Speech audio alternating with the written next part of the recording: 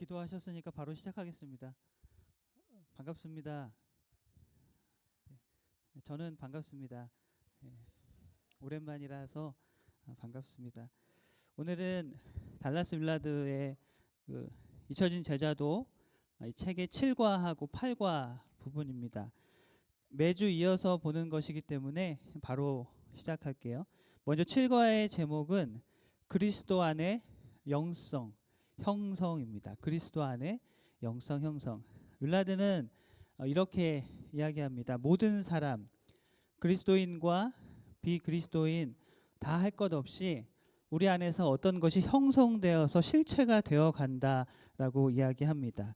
그래서 우리는 의식적으로, 계획적으로 그 실체가 되어가는 것에 우리가 개입해야 된다고 윌라드는 이야기해요.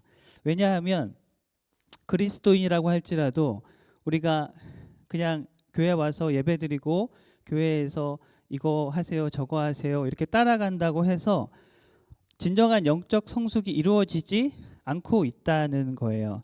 과거에는 그렇게 교회를 다니고 신앙생활을 하면 영적 성숙이 이루어질 거라고 믿고 그렇게 해왔는데 시간이 지나고 보니까 그렇지 않다라는 거죠. 이제 그 결과로 그리스도인들과 비그리스도인들의 삶이 별로 다를 게 없다, 똑같다라는 결론이 나왔다는 거예요. 그래서 달라스 윌라드는 이 영성 형성이라는 것에 대해서 이야기하는데 일반적인 영성 형성에 대해서 이렇게 세 가지로 분류를 합니다. 첫 번째는 외적인 훈련이에요. 첫 번째는 외적인 훈련. 마치 천주교에서 그 사제들이 수도원에 가서 훈련을 하듯이 이런 훈련을 통해서 영성 형성이 이루어진다라는 것이고, 두 번째는 내면 생활, 이 내적인 것, 우리 마음 안에 어떤 훈련 말고 이제 침묵이나 어떤 금식 시간을 통해서 내 마음의 감성, 지성 이런 것들이 좀 변화되는 그 두 번째고, 세 번째는 영적인 차원, 단순히 나의 내면뿐만이 아니라 어떤 영적인 것의 변화, 이러한 모든 것이 이제 영성 형성을 세 가지로 분류했는데 달라스 윌라드는 이 세 가지가 꼭 기독교적인 영성 형성은 아니다 이렇게 이야기합니다. 그냥 봐도 기독교인이 아니더라도 할 수 있는 훈련들이거든요. 그렇다면 어떻게 우리가 복음에 충실한 방식으로 그리스도 안에 현존하며 그분과 함께 우리에게 주어진 그 영생의 본질에 충실한 방식으로 생각할 것인가? 달라스 윌라드는 어떻게 이야기하고 있냐면, 그러니까 외적인 훈련을 이야기할 때 우리가 단순히 그냥 훈련하는 것이 아니라 그리스도의 말씀에 그러니까 순종하는 삶을 살아보는 훈련이 필요하다는 거예요. 마태복음 28장 20절에 보면 이런 말씀이 있습니다. 우리 같이 읽겠습니다. 시작. 내가 너희에게 분부한 모든 것을 가르쳐 지키게 하라. 왜 가르쳐 지키게 해야 되냐면 요한복음 14장 21절에 이렇게 이야기하고 있습니다. 같이 읽겠습니다. 시작. 나의 계명을 지키는 자라야 나를 사랑하는 자니.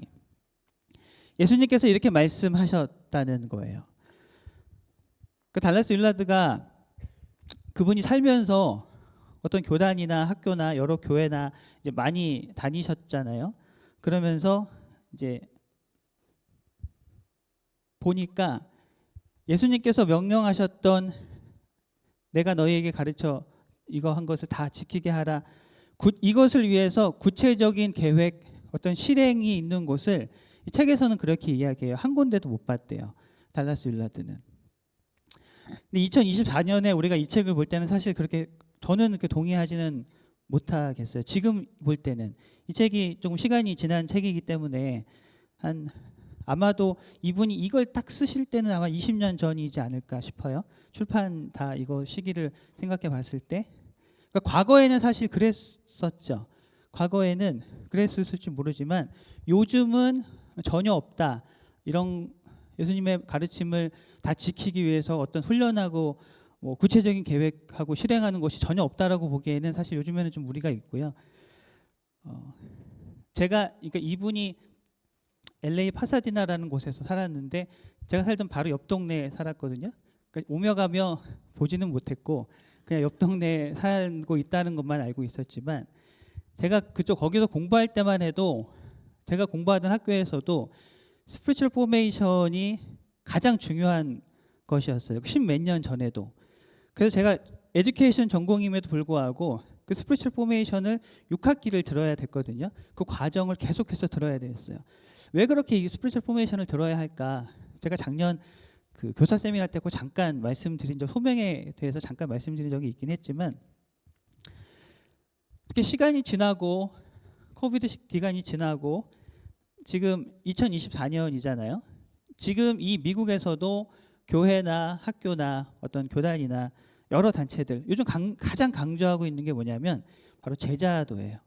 지금 이 시대는 제자도예요. 2024년은 어떻게 보면 시대적인 흐름의 배경 이런 것은 이제 타고 지금 이게 발달이 돼서 지금 이게 꽃피워지는 그런 시기예요.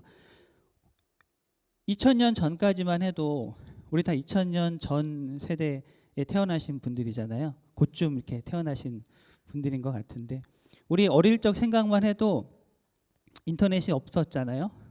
그때는 교회가 복음을 전파하는 게 굉장히 중요한 시대였어요. 더 과거에도 그랬고, 그러니까 선교하고 말씀을 전하고.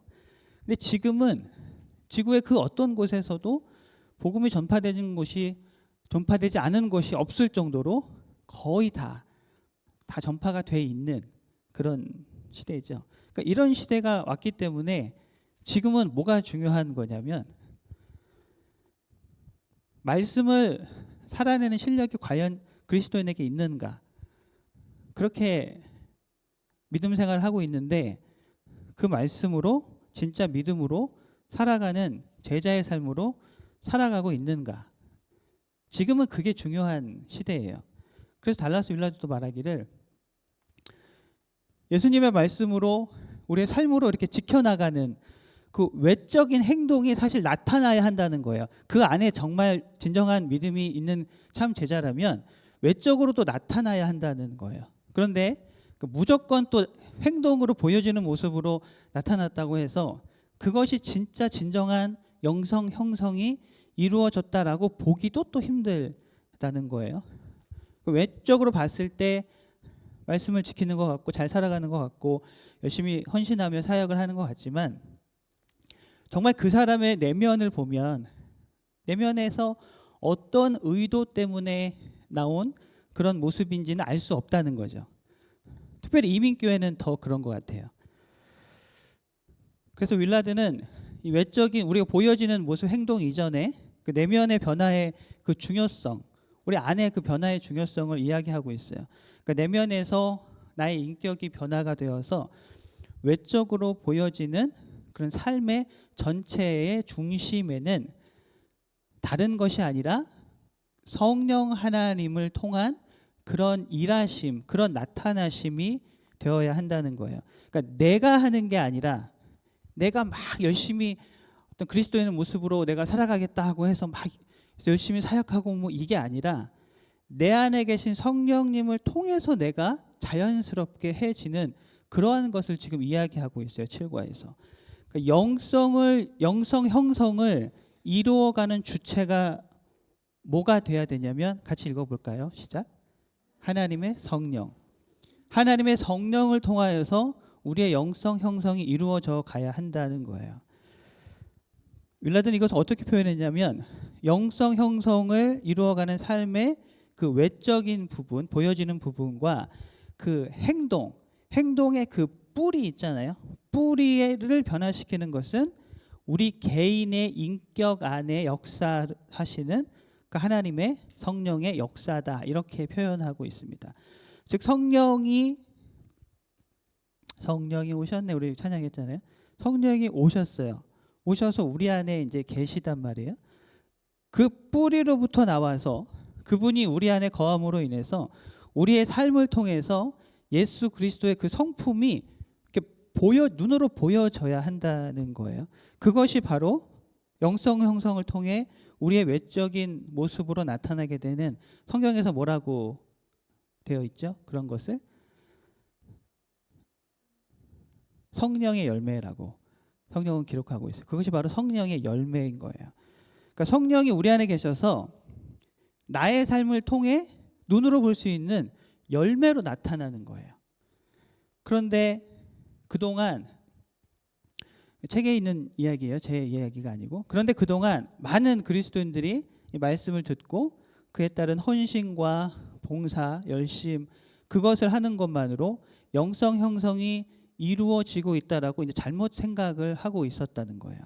물론 그것도 중요한 것이긴 하지만 거기까지만 생각했기 때문에 그러니까 헌신된 그리스도인이라고 할지라도 헌신된 그리스도인이 꼭 그 일정 수준에 그치는 게 많고 그것을 벗어나지 못하는 현상이 계속해서 시대적으로 반복이 되고 있다는 거예요. 그러니까 인간의 중심에는 의지, 어떤 심령, 마음 그런 것이 있는데 그것이 이제 막 빚어져야 한다는 거예요. 빚어져서 확장되어서 삶 전체로 이제 나타나야 되는데 그것을 위해서 노력을 또 해야 되는 거죠. 우리 스스로가 노력을 해야 되는데 그 노력이라는 것은 그리스도가 나와 함께하는 것이고 그러한 순종의 삶을 위해서 우리가 노력하려고 할 때에 우리가 의지적으로 또 노력하려고 할 때에 주체가 누구예요? 하나님의 성령이에요. 내가 노력하려고 할 때에 성령 하나님께서 나를 도와주신다는 거예요.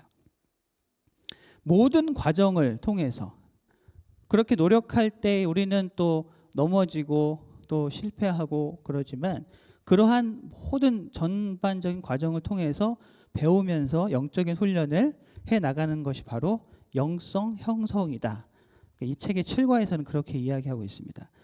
7과를 마무리하면서 이렇게 질문을 해요. 달라스 윌라드가 우리가 교회에서 많은 사역들을 하고 있는데 우리 스스로를 다시 한번 잘 돌아보라고 해요. 우리가 하고 있는 사역들 정말로 예수님께서 말씀하신 그 지상 명령과 어떤 연관이 있는가 잘 한번 돌아보라고 해요. 어쩌면 그저 이전부터 해왔기 때문에 그냥 유전처럼 아무 생각이나 고민 없이 그냥 이것을 하는 것이 나의 영성 형성에 도움이 된다라고 그냥 해오는 것은 아닌가. 우리 스스로를 한번 이제 돌아보라고 합니다. 그러면서 처음부터 다시 생각해 보라고. 예수님께서 말씀하셨던 그 말씀, 내가 너희에게 분부한 모든 것을 가르쳐 지키게 하라. 이것이 정말 무엇일까를 잘 한번 생각해 보자라고 합니다. 그렇게 물으시는데 그것이 이제 달라스 윌라드가 자신의 이야기가 아니라 성경에서 예수님께서 이렇게 물어보셨다는 거예요. 누가복음 6장 46절에 이렇게 예수님께서 말씀하셨다는 거죠. 같이 읽겠습니다. 시작.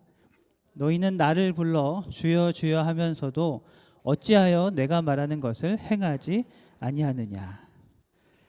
예수님께서 이렇게 말씀하셨다고 7과를 마무리하고 8과로 넘어갑니다. 혹시 이 책 가지고 계신 분 계세요?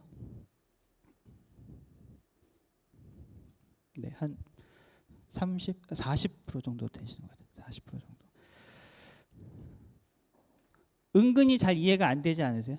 그 단어가 은근히 잘 이해가 안 돼요. 왜 이렇게 번역을 했을까 싶을 정도로 은근히 잘 이해가 안 되는데 제가 최대한 쉽게 요약해서 설명해 드리도록 할게요. 8과예요. 8과가 이제 그렇게 영성 형성은 그렇게 다시 한번 생각해 보자라는 마음으로 이제 그렇게 성령 하나님의 도우심을 받아서 영성 형성을 이루어 나가야 하는데 8과에서 하고 싶은데 제목이 뭐예요? 마음은 원이로되. 하고 싶은데 마음은 원이로되. 제목만 들어도 어떤 내용인지 감이 잡히시죠? 8과는 좀 쉬워요. 7과보다 훨씬 쉬워요. 그러니까 영성 형성이 이루어지는 곳은 결국 어디예요? 우리의 몸이에요. 뭐 스피커에서 이루어지는 것이 아니고 다른 데서 이루어지는 것이 아니라 영성 형성이 이루어지는 결국 우리 몸이라는 거예요. 그러니까 영성 형성이라는 것은 예수 그리스도를 제대로 사랑하고 신뢰하는 사람들이 이제 그분의 성품을 이제 입어가는 과정인데 그 과정이 제대로 이루어진다고 하는 것은 우리의 삶에서 그분이 계실 법한 삶을 살아간다는 거예요.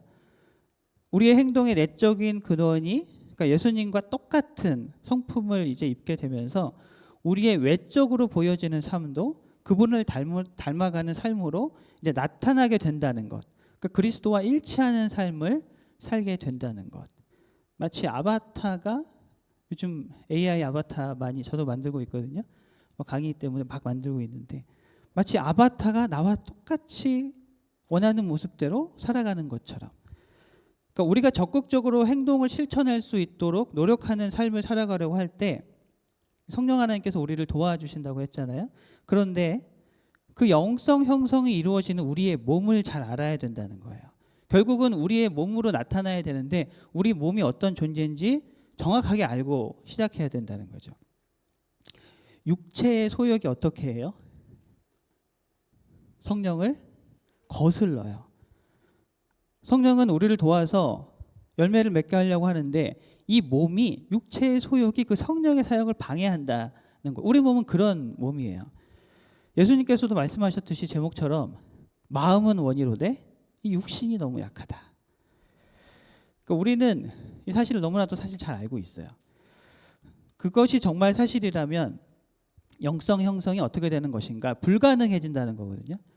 우리 몸 때문에 결국은 불가능해진다는 것인데 정말 불가능한가?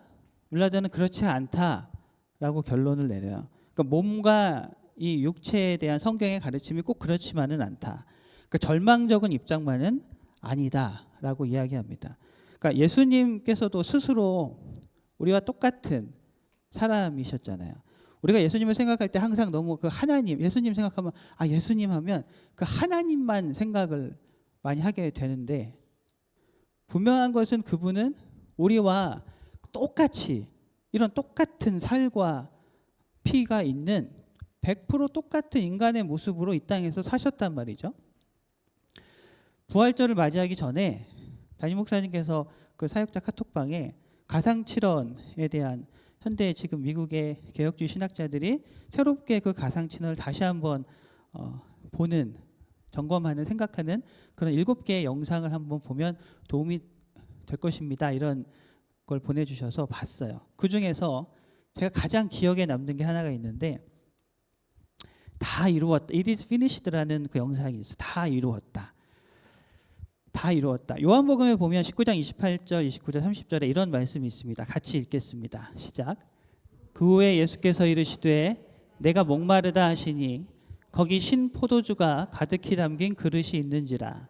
사람들이 신 포도주를 적신 해면을 우슬초에 메어 예수의 입에 대니 예수께서 신 포도주를 받으신 후에 이르시되 다 이루었다 하시고 머리를 숙이니 영혼이 떠나가시니라. 다 이루었다. 과거에는 이 다 이루었다를 보면서 어디에 많이 집중했다고 하냐면 예수님께서 이 땅에 오셔서 이제 행하실 사역 다 끝났다. 이제 내가 다 끝났다. 이제 내가 할 일은 끝났다. 이것에 많이 초점을 맞췄다는 거예요. 그런데 그 영상을 보니까 그 신학자가 최근에 다시 보니까 이것이 죽음 직전에 예수님께서 인간적인 모습을 한번 보자는 거예요. 사람이었기 때문에 얼마나 목이 마르셨겠어요. 피를 그렇게 다 흘리고 저도 지금 굉장히 목마르거든요. 말 조금 했다고. 근데 얼마나 목이 마르셨겠어요? 마지막으로 하시는 목마르다. 내가 목마르다. 그래서 신포도주를 받으셨어요. 마신 다음에 다 이루었다 하시고 머리를 숙이니 영혼이 떠나가셨다. 이게 뭐예요? 죽으셨다라는 거거든요. 그러니까 이게 뭘 나타내고 있는 것이냐? 우리가 완전히 똑같은 인간, 그러니까 인간의 죽음까지 예수님께서 우리와 똑같은 인간으로 오셔서 인간의 끝인 그 죽음까지 다 경험을 하신 분. 이게 뭐예요? 100% 인간의 삶을 경험하신 우리 하나님이시라는 거죠. 그러니까 진짜 인간이셨어요. 예수님은. 그런데 그 예수님께서 이 땅을 살아갈 때 육체의 삶을 어떻게 살아간 거예요? 이건 책이 없는 거예요. 어떻게 살아간 거예요? 몸이 있으셨지만 우리와 똑같은 몸이 있으셨지만 성령의 그러니까 육체의 소욕을 거스르게 하지 않으셨어요. 그분은 우리와 똑같은 사람이었는데 성령께서 하실 것을 그 몸이 약했지만 거스르게 하지 않으셨어요. 그럼 어떻게 사신 거예요? 성령의 인도하심을 따라서 온전히 살아가신 거예요. 그분은 그 예수라는 사람은 이 땅에서 그러니까 그분이 인간이셨으면 우리와 똑같은 인간이셨으면 우리도 할 수 있다라는 거예요. 왜? 그분이 하셨기 때문에. 그분도 사람이셨기 때문에. 우리도 성령의 인도하심을 따라 온전한 영성 형성을 이루어서 우리도 그분의 참 제자가 될 수 있다는 가능성이 있다라는 거예요. 다시 책으로 돌아가면 우리의 몸은 성령께서 거하시는 거룩한 성전이라고 기록을 하고 있어요. 이 몸을 가지고 죄 짓는 데 쓰라고 두는 게 아니라 우리의 몸은 그 주를 위해서 쓰라고 있는 건데, 우리 몸을 하나님이 기뻐하시는 거룩한 산 제사로 드릴 수도 있고, 그것이 바로 우리가 드릴 영적 예배의 삶이라고 성경은 이야기하고 있어요. 그런데 우리 몸은 어때요? 이 몸이라는 것은 이 세상 가운데 살아가기 때문에 사람은 성장하면서 자신의 환경에 영향을 받고 만들어지잖아요. 성장 환경을 그 가정이나 여러 성장 환경을 통해서 성격이나 모든 것이 다 이제 만들어지는 건데, 이 땅을 살다 보니 이 죄악된 세상에서 살다 보니까 자연스럽게 죄의 행동들이 우리의 습관이 된다는 거죠. 점점 결국 죄악된 행동들이 우리의 행동이 되고 우리의 그냥 삶이 자연스럽게 아무렇지도 않게 그냥 살아가요. 잘못된 죄의 행동은 너무나 자연스럽게 그냥 살아가요. 반면에 옳은 행동은 굉장히 부자연스럽게 힘들게 되고, 이 세상과 이 몸이 그러한 존재이고 환경이기 때문에 우리가 그리스도 안에서 새 생명을 입는다 할지라도 우리의 삶이 자동적으로 그리스도의 편으로 다 넘어오는 게 아니라라는 거예요. 계속해서 그분을 대항한다는 거예요. 계속해서 성령을 거스르고 대항하고, 난 이렇게 살기 싫어, 내 몸은 이렇게 살기, 우리가 다 경험하잖아요. 다 매일매일 경험하는 삶이잖아요. 저도 너무 힘들거든요. 너무 힘들어요. 우리는 그리스도인이 되어도 여전히 죄의 그 습관들, 습성들이 우리의 삶에 계속해서 남아있고, 그것이 우리를 지배하는 삶을 여전히 계속 살아가는 인생들이라는 거예요. 그렇기 때문에 그리스도를 닮아가기 위해서는 우리가 어떻게 해야 되느냐? 좀 계획을 세워야 된다는 거예요. 그냥 되는 게 아니라 지혜롭게 플랜을 좀 짜서. 달라스 윌라드가 많은 선교단체와 교회들, 학교들을 방문했을 때 이렇게 물어봤대요. 땅에 있는 이 지체, 육체를 죽이기 위해서 어떠한 금욕의 계획이 있습니까? 가면 이렇게 물어봤나 봐요. 이 질문에 긍정적으로 답변을 받은 적이 이분이 다니실 때는 왜 그랬는지 한 번도 없었대요. 한 번도 없었대요. 하지만 성경은 그것에 대해서 가르치고 있다는 거죠. 자기를 부인해라. 자기 십자가를 져라. 그분과 복음을 위해 내 목숨을 다 바쳐라. 내 모든 소유를 다 버리고 그분을 쫓아야 한다. 갈라디아서 5장 24절에도 이렇게 기록되어 있습니다. 같이 한번 갈라디아서 5장 24절입니다. 시작. 그리스도 예수의 사람들은 육체와 함께 그 정욕과 탐심을 십자가에 못 박았느니라. 윌라드는 육체의 고질적인 우리의 죄의 습관들, 이 몸이 원하는 것을 우리의 의지력으로만 그냥 극복할 수가 없기 때문에, 그러니까 우리 몸의 지체들, 우리가 하는 것들을 하나님께서 원하시는 것으로 하나씩 이렇게 바꾸는 훈련을 해야 한다고 해요. 훈련을 해야 하는데 지혜롭게 계획적으로 예수님께서 직접 말씀하시고 직접 또 보여주셨던 것이 무엇인지 보면서 금식하셨고 기도하셨고 또 침묵 속에 계셨고 또 고독 중에 계셨고, 이러와 같은 훈련들, 영적인 삶의 훈련이 우리에게 필요하다고 해요. 이러한 훈련이 없으면, 근데 제가 이걸 읽으면서 사실 예전에 한 십몇 년 전에 보긴 봤었거든요. 그리고 잊어버리고 딱 다시 요즘 보는 건데, 우리 과거에 한국 분들은 이런 훈련 많이 했던 것 같아요. 한국에서는 이런 훈련 많이 했는데 미국에서는 좀 덜 하긴 하죠. 이런 훈련들이. 한국 사람들이 많이 이런 훈련에 좀 익숙한 부분이 있잖아요. 한국에서. 근데 이러한 훈련이 없으면 믿음이 있다고 하는 그리스도인이라고 할지라도 진정한 그리스도인의 삶, 제자로 살아갈 수 없다라고 달라스 윌라드는 이야기하고 있습니다. 달라스 윌라드가 우리 몸의 훈련을 위해서 계획적으로 하나씩 이제 훈련해야 되는데, 그 중에서 첫 번째로 무엇을 이야기하고 있냐, 가장 제시하는 게 뭐냐면 바로 말의 중요성이에요. 가장 먼저 이 말의 중요성을 이야기하고 있어요. 그러니까 다른 사람을 향해 나쁜 말이 내 입에서 나오려고 할 때가 있잖아요. 우리 너무 이렇게 즐겁게 하잖아요. 근데 예수님도 말씀하셨죠. 뭐가 더럽게 한다 그랬어요, 이 세상을. 우리 입으로 들어가는 게 더럽게 하신다고 하시지 않으셨어요. 우리 입에서 나오는 게 이 세상을 더럽게 한다고 했거든요. 그러니까 우리가 다른 사람에게 나쁜 말을 하려고 할 때 그 말을 축복의 말로 바꿔보라는 거예요. 그것을 가장 먼저 제안하고 있어요. 그러니까 쉽지는 않죠. 너무 싫고 너무 꼴보기 싫고 막 뭐라고 하고 싶은데 그 축복의 말로 한다는 게 사실 쉬운 거 아니에요. 어려운 것은 맞지만 제 경험상 그러고 싶을 때는 그냥 아무 말도 하지 않는 게 차라리 나은 것 같아요.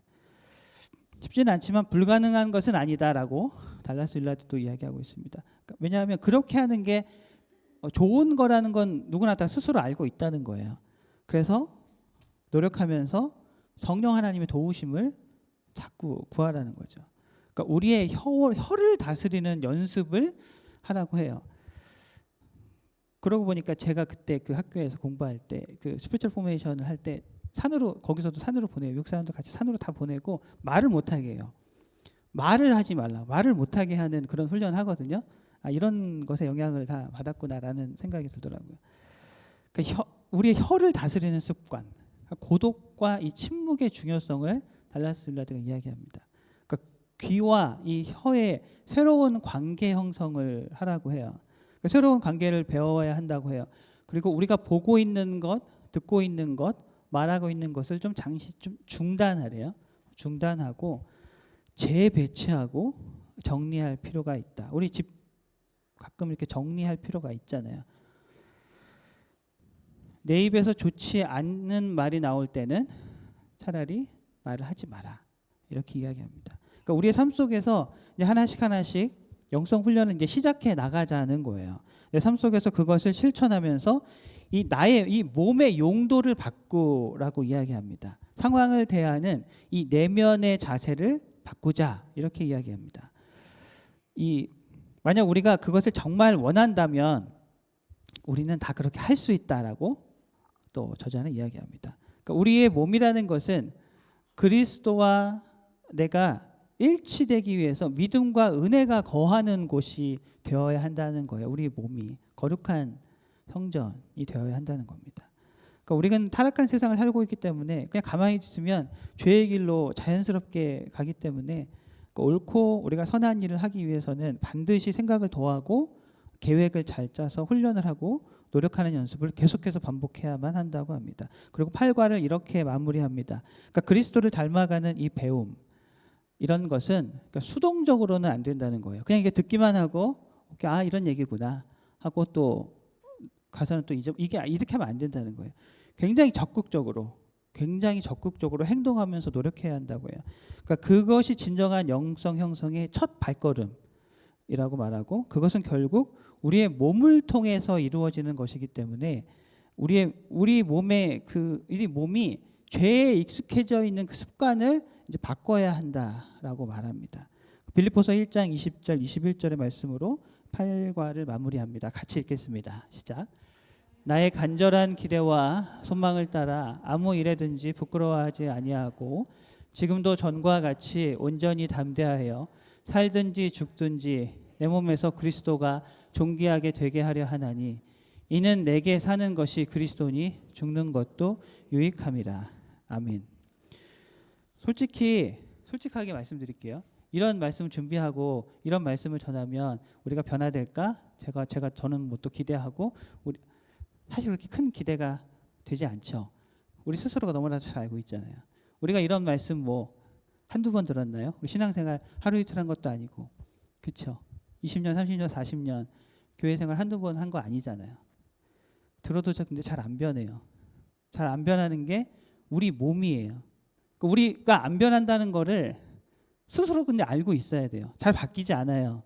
그걸 알고 있어야만 그게 바뀌는 첫 걸음이거든요.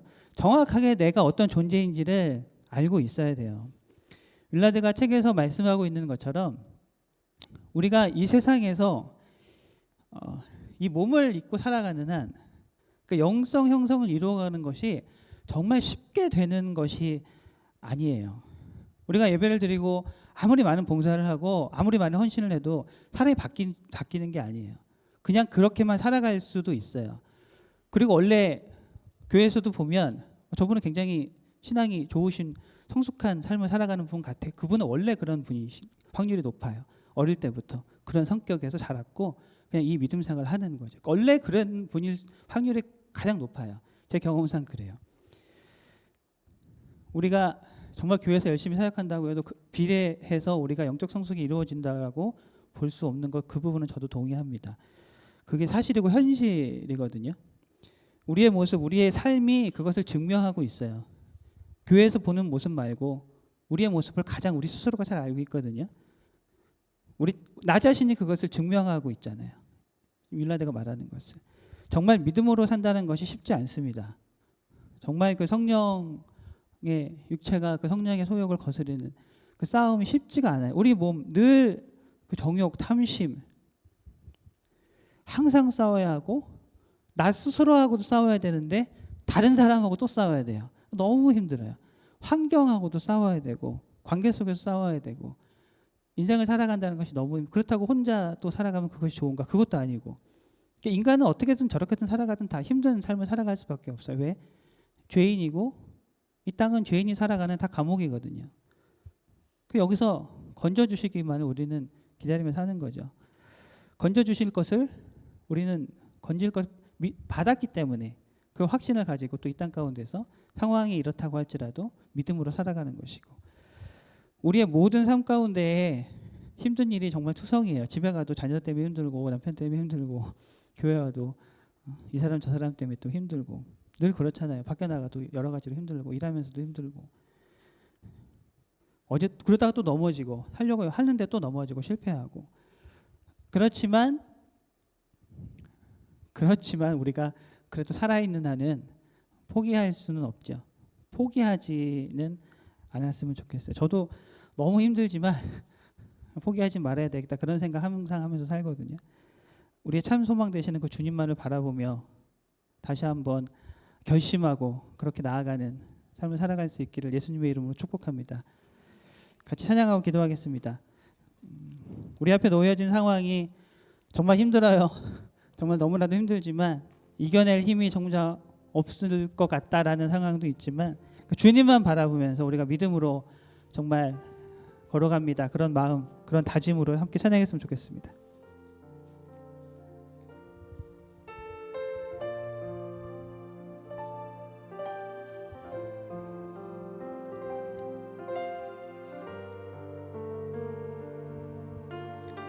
수많은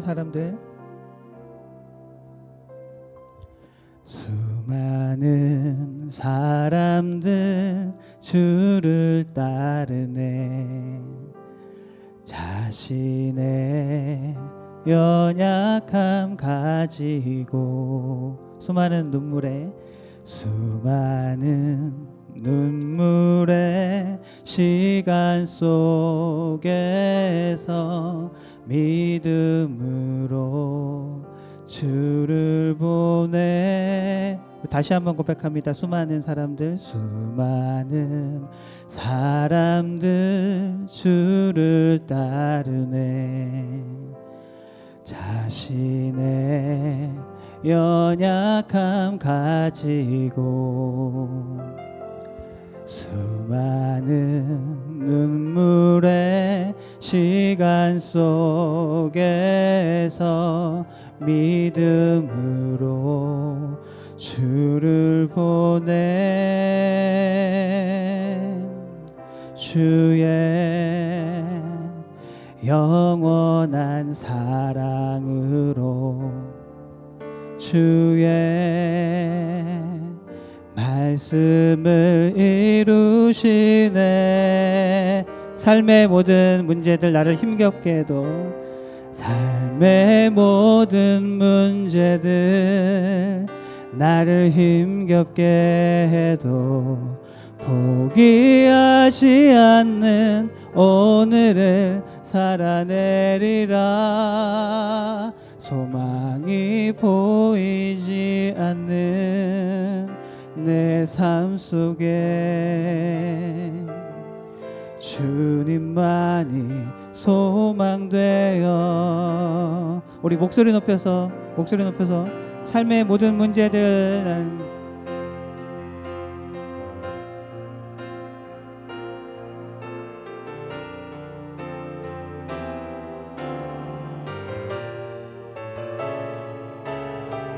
삶의 모든 문제들 삶의 모든 문제들 나를 힘겹게 해도 포기하지 않는 오늘을 살아내리라.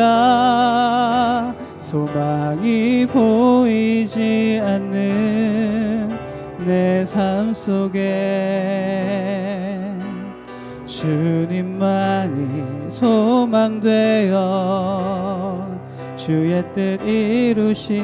우리 같이 한번 기도하겠습니다. 하나님, 우리가 예수님의 성품을 담는 그 하나님 아버지의 딸 되기를 원합니다. 그렇게 기도하겠습니다. 형식적인, 가식적인, 습관화된 종교 생활을 하지 않기를 원합니다. 하나님, 연약한 이 모습, 이 육체 성령 하나님께서 도와주시옵소서. 하나님, 우리가 진정한 영성 형성이 이루어지기 위해서 더욱더 열심으로 지혜롭게 잘 계획하며 성숙해질 수 있도록 하나님 도와주시옵소서. 하나님, 그리고 내 입술에 파수꾼을 세워주셔서 하나님 제발 내 입에서 선한 말, 축복의 말이 나올 수 있도록 주님 도와주시옵소서. 하나님, 세상과 육체의 연약함, 관계에 힘든 모든 것이 하나님 나를 힘들게 하지만 그럼에도 불구하고 하나님, 내가 포기하지 않고 주님만 바라보며 믿음으로 살아가는 삶 되기를 원합니다. 우리 함께 주님 한번 크게 부르짖고 기도하겠습니다. 주님,